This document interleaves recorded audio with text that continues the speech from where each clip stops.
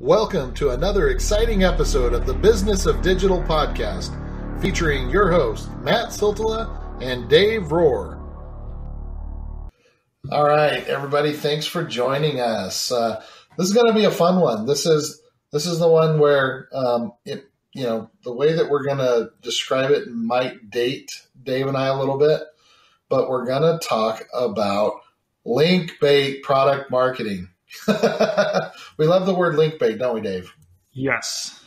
So I don't care how old it is and if it's now content marketing. Exactly. So what we wanted to talk about in this episode is exactly what it is, and again, a lot of times people think of product as an actual physical product, like a phone or a mattress comes to mind because I sell mattresses online. We're not necessarily talking about that. The product could be a service. The product could be a movie, which, for example, not quite a movie, but the thing that got us talking about this episode more than anything was how, at least I was super trolled by the great country of Australia. And there was a series of trailers that came out that made it look like Crocodile Dundee was making a comeback. I don't know if you remember seeing these or not, Dave, but Son of Dundee. Yes, the Son of Dundee, and they had what I felt were, they were all Australian actors, but I thought, well, hey, that's pretty brilliant of them to do that. But I was, looking at like Chris Hemsworth and Wolverine. I never remember Hugh Jackman. Hugh Jackman. And I was looking at all these people that were in this movie, and I was like, oh, this is going to be incredible. Of course I knew it was going to be a dumb comedy, but I was like, I cannot wait to see this. And I was like getting so pumped for it, and I was like, yeah, and turns out that it's just a big link bait for Australia tourism. And it's not even legit. It's not even a real movie. I was telling you before we started recording how my wife was quite a bit smarter on this one with me. She went straight to IMDb and, she wanted to look it up, and it wasn't listed as a movie. It was more of like a short. And so she was like wondering what was up. And then I remember, there were some people on social media when I shared it, they're like, is this legit? I think you're getting trolled, mate. Like it's going to be, see, I try to avoid Super Bowl spoilers. Thank you very much. I try to enjoy the commercials. I try not to watch all of them before the Super Bowl comes out, people. But anyway, so it got us thinking, Dave. Got Dave and I thinking about just link bait product marketing in general. And now that I look back on it, even though I was trolled, like it was brilliant. It's something that I thought Australia did very well. I mean, I'm sure that I'm not the only one that was trolled and all that, but nope, someone sent it to me. They were like, dude, this is coming out. I'm like, what? We got to go watch it. Yeah.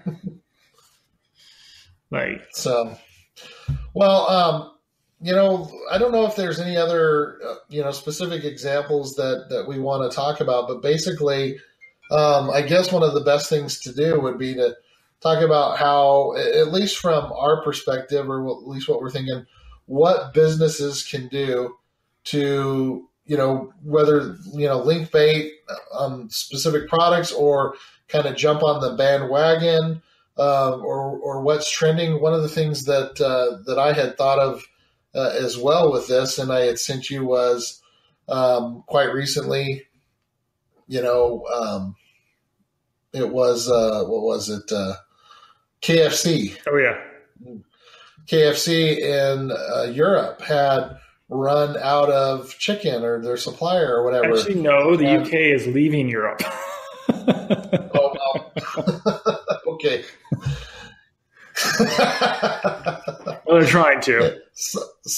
Somewhere over there, they're running out of chicken, Dave. Yes, they did for a couple of days, I think. They think they changed contracts or distributors. I forget exactly what it said in their little apology. So their link bait little apology, we're going to share it with everyone on our blog post. But instead of KFC, it had FCK, which... Kind of an oops. And basically was like, hey, guys, this was an oops on our part, and we're sorry, and blah, blah, blah. And you know what? I think it went well for the area that it was going to. I don't know how well it would have gone over here in the States or, you know, other areas of the world. I'm not sure. But that was, in my opinion, you know, it's a product that they're trying to sell. It was link bait. They're trying to get it shared out. It was funny. People shared it. I shared it. We're here talking about it on the show. And so I don't know if you have any other examples of things that you wanted to talk about with this, Dave, but share some thoughts on it. The two that I had originally, and then what really, the Australian thing is really kind of what I was like, now we can have a show. We have enough examples. They did this I know at least a year or so ago, and I'm looking at it right now, so it's still on the website. A certain auto parts, I'll let you figure out which one it is, but you can, quote unquote, go buy a flux capacitor. for your car, and if you can get up to 88 miles an hour, it does require a stainless steel body of an 81 to 83 DeLorean to properly function. Time travel at your own risk, and it's basically a product page.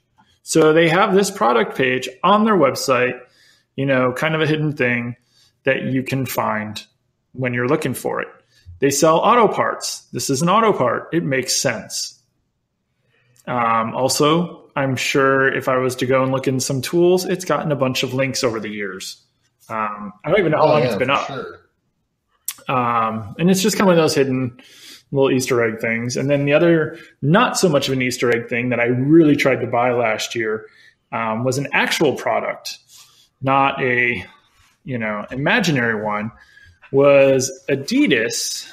Because I did go to Oktoberfest last year in Munich. I really wanted these Adidas Originals Munich made in Germany Oktoberfest shoes. They were supposed to be beer proof. They looked just like the traditional, and as much as you could get a pair of Adidas to look like the traditional shoes you wear with your lederhosen and stuff. So I figured they'd be a lot comfier than traditional shoes, and based on everyone I know that had them, they were. But that was a real product, and they sold out everywhere. Like, I was on 3 different websites with email alerts. If they came in my size, I was going to buy it. I could buy them on eBay, but I wasn't paying $500 US for a shoe that I think was like $150. I'm like, nope. Not paying that much.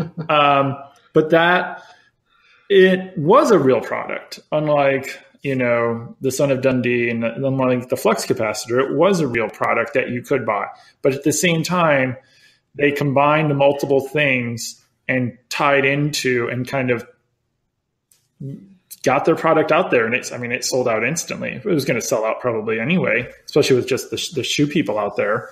But when you have that target audience for that event and everyone wants it, it's really going to sell out. But they also got tons of press out of it. Like, every shoe site was just going crazy about it. Every beer company, every beer blog was talking about it. All the travel, they crossed so many different types of groups and people.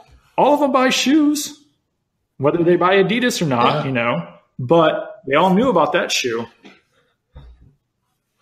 As you're talking about this, it made me, it reminded me of one of the biggest, people that just did this, and it crossed over into so many different products of what they have.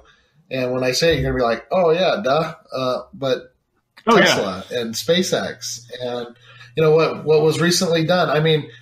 Just the fact that you could launch missiles and land them back, synchronized without destroying them, and that you can reuse them, you got to go and show off and throw up the biggest payload in history, and it be a car that your other company sells, and so that was amazing link bait and PR and everything that you want to do for Tesla, SpaceX, not to mention a third tier to it. You're trolling the Flat Earth Society. Well, and his other company, way to go, Elon, whoever his marketing people are. But the Boring Company came out with the flamethrower.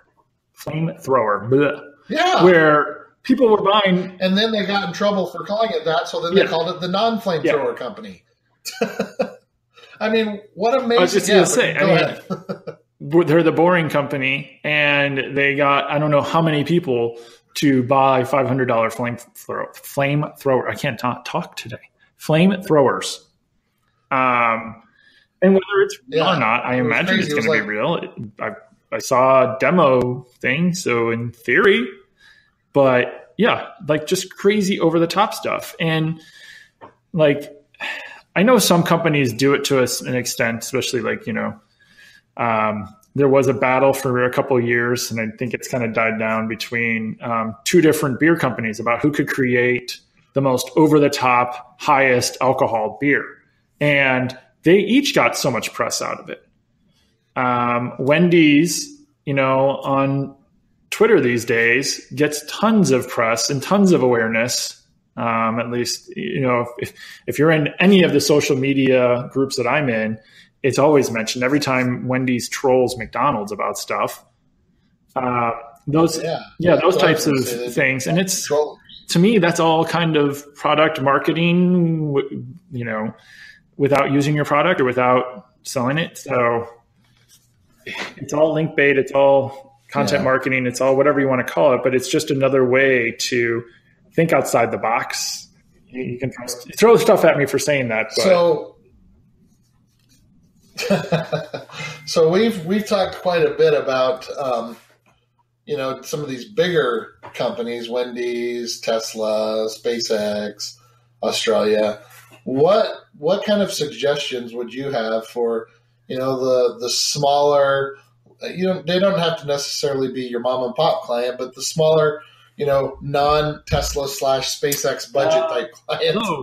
What kind of another example, and I think I saved the link. I have to find it.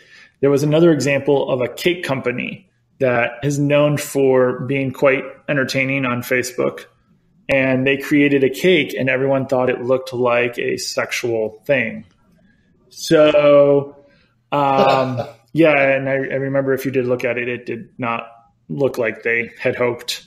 And so they were trying to sell this cake for I think $50 or $75 or something. And they're like, they didn't sell it, but dear Lord, the amount of publicity they got and retweet, all the shares and stuff they got out of it, they probably would have made $10 had they sold the cake, maybe 15. I don't know what the margins are on cakes. I'm not a bakery, but even if they were to make 50% of, $25, the amount that they got of new followers and new people going, oh my God, I'm going to order a cake from you just because of that. I saw at least in some of the comments, tons of people saying that just because I love your sense of humor. This was awesome. You guys have responded to, not the flack, but this whole thing so well. You guys are so awesome. I want to order my birthday cake from you. So that one cake that they didn't actually sell, and then the next day it melted and it looked even worse. So then they got another round of social media just craziness going on Facebook for them. And that's how I found it. I didn't find it from people talking about it the first time. I found it because people were talking about it the second time. And then I go back and I'm like, what is going on? And I look and then I see the original story and then I see what's happening now. I'm like, I don't live near where that company is, but they are pretty awesome, I have to say. And by the way, everything that we're talking about, ladies and gentlemen, we're going to put on the blog thanks to Dave and his thoughtfulness in making sure that these blog posts are complete for you guys. So just wanted to throw that out there. I know, I'm trying to think of the cake thing now. There it was. It was a geode cake that went awry.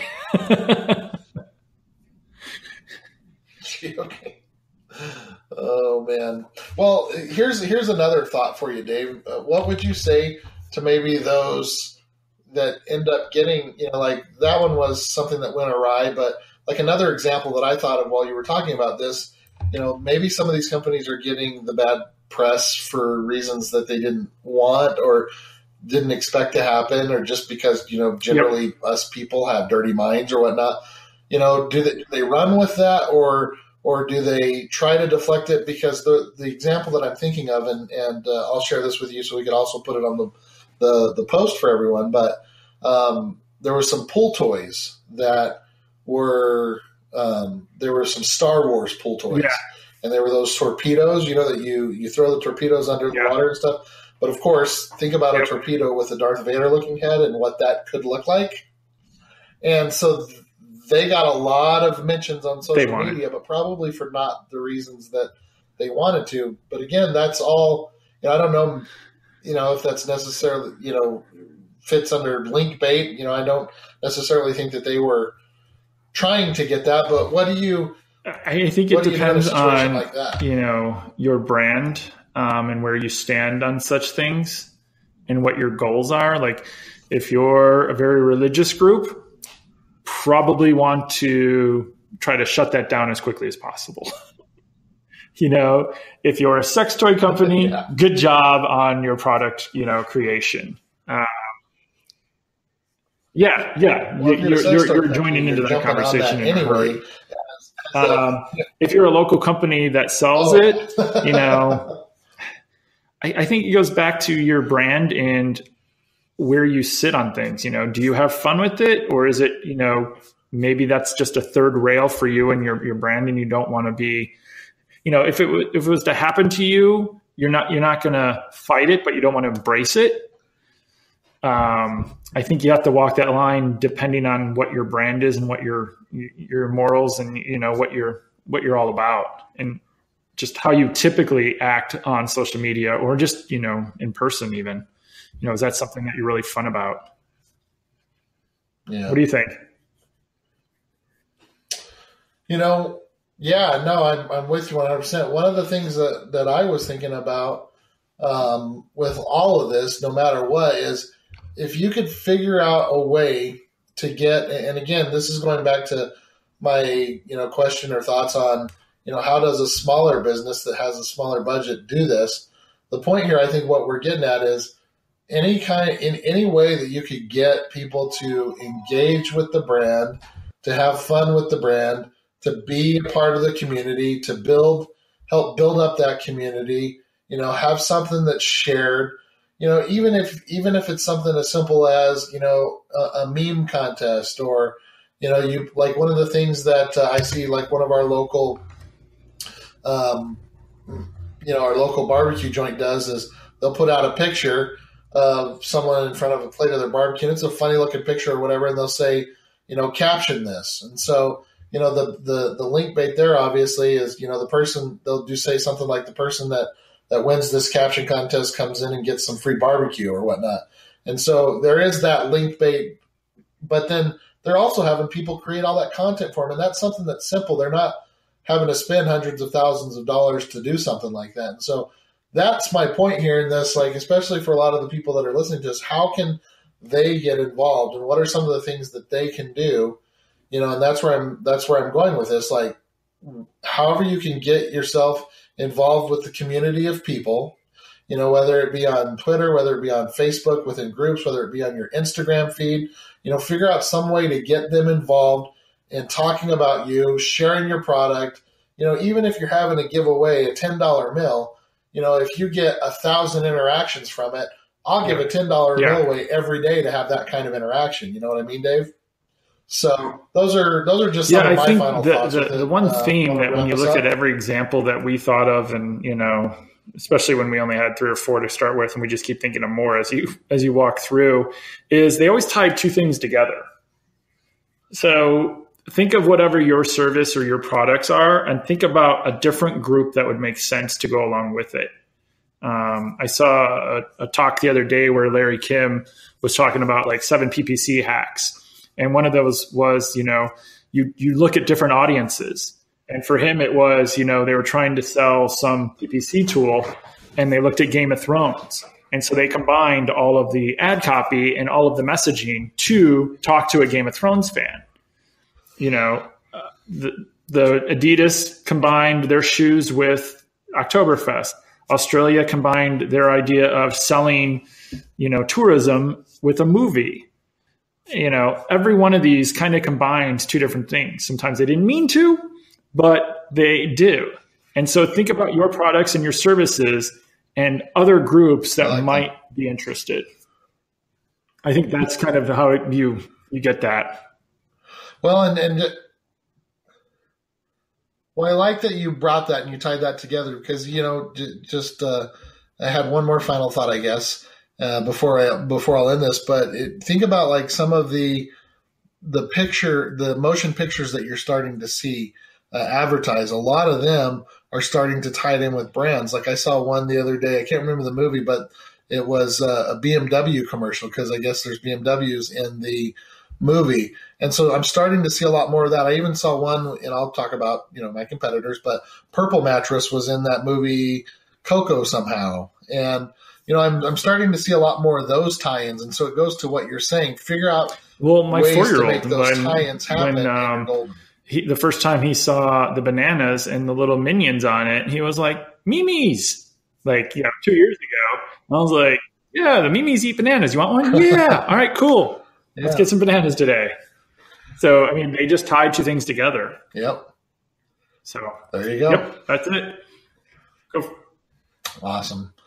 Well, hopefully we gave some people some good ideas on this whole link bait thing. And for Dave Rohr with Northside Metrics, I'm Matt Silva with Avalanche Media. Thanks for joining us on this podcast, and we will see you on the next one, guys. Bye.